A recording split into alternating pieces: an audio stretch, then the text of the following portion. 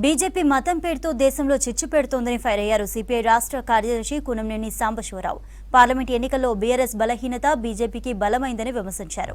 కరీంనగర్ జిల్లా హుజూరాబాద్లో సిపిఐ కరీంనగర్ జిల్లా నిర్మాణ కౌన్సిల్ సమావేశంలో పాల్గొన్నారు.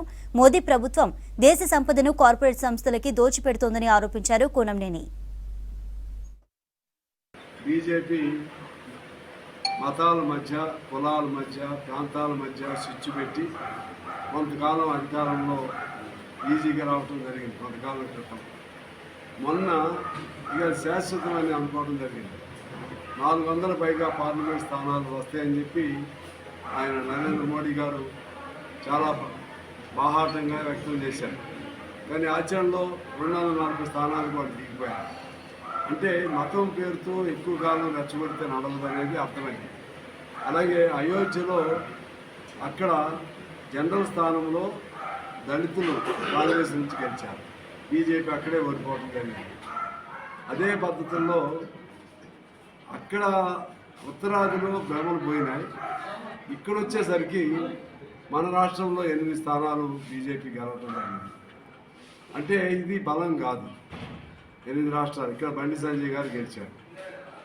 వాస్తవంగా ఏంటంటే ఇది బీఆర్ఎస్ బలహీనత బీజేపీకి బలమైంది.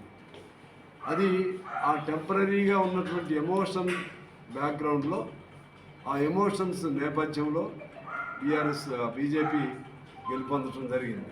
శాశ్వతం అనేది ఎప్పుడు ఉండదు. మాకు శాశ్వతం ఏంటంటే ప్రజలు, మాకు శాశ్వతం ఏంటంటే పేద వర్గాలు, మాకు శాశ్వతం ఏంటంటే న్యాయం, నీతి, నిజాయితీ. ఎవరు కష్టపడతారో, ఎవరు ఇబ్బందులు పడతారో వాళ్ళందరి తరఫున. మన అసెంబ్లీలో చూశారు మీరు, అందరూ వాళ్ళు నీళ్లు తిట్టుకుంటున్నారు. నేను ఏం పట్టించుకోను. సమస్యల మీదే ఇవాళ ప్రజలు కోరుకుంటున్నారు. నేను మాట్లాడింది ఒక అంశం, సాఫ్ట్వేర్ అనే దాని మీద 1 కోటి మందికి పైగా మేము చూసినవి. వాళ్ళ మిలియన్స్ ఒకటి పోస్టింగ్ పెడితే అట్లా 1 కోటి మందికి పైగా చూశారు. ఏది మేము చూసింది ఇంక చూడకుండా ఎంతమందితో అంటే కామెంట్స్ పెడుతున్నారు. మళ్ళీ కమ్యూనిస్టులు కావాలి, కమ్యూనిస్టులు అవసరం ఉంది. ఈ జర్నలిస్టులది కూడా నేను బేసికల్గా జర్నలిస్టులు కాబట్టి మీ బాధలు మాకు తెలుసు. జర్నలిస్టుల అంశాలు ఏ అంశం కూడా నేను నా దృష్టిలో వచ్చినాయి.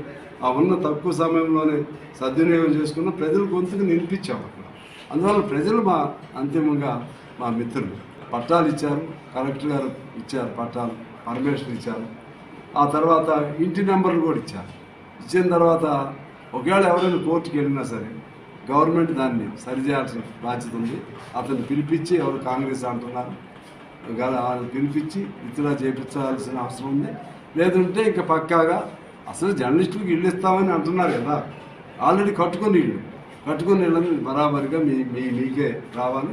మీ తరఫున మేము రిప్రజెంట్ చేస్తాం, ప్రాతినిధ్యం వహిస్తాం. మీ ఇల్లు మీకు వచ్చేట్టుగా గట్టిగా మేము కృషి చేస్తామని తెలియజేస్తూ మీ అందరికీ నమస్కారం.